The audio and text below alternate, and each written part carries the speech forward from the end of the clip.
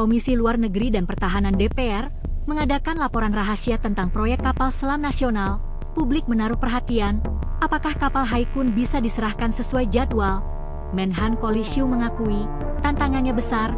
Ia juga mengungkapkan, akan mengajukan anggaran khusus akhir tahun untuk mempercepat realisasi inisiatif perisai Taiwan. Sebelum anggota masuk rapat melewati detektor logam dulu, boleh lewat jika lolos pemeriksaan. Ponsel diserahkan untuk disimpan, karena ini rapat rahasia. Tanggal 13 Komisi Pertahanan dan Luar Negeri mengundang Kemenhan untuk laporan tentang kemajuan kapal selam Haikun, yang paling ditunggu semua orang. Apakah bisa selesai sesuai jadwal?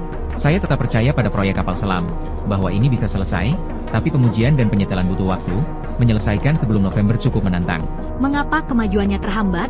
Angkatan Laut menjelaskan lewat siaran pers, sebagian besar sistem telah disesuaikan, tapi masih ada 2 sistem belum selesai dikalibrasi.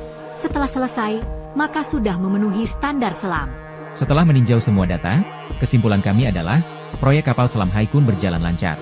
Anggaran kapal selam sangat besar. Minggu depan akan diadakan rapat lagi untuk laporan terbuka. Meski agak tertunda, proyek kapal selam tetap lancar. Selain memperkuat pertahanan bawah laut, Menhan Kolishu menyebut akan ajukan anggaran khusus akhir tahun untuk percepat program perisai Taiwan.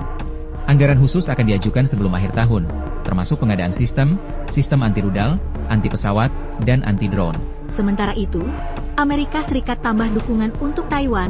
Senat Amerika Serikat setujui Undang-Undang Pertahanan, mengundang Taiwan ikut latihan RIMPAC, bantuan militer senilai 1 miliar Amerika Serikat juga kembangkan dan produksi drone bersama, meningkatkan posisi Taiwan di dunia.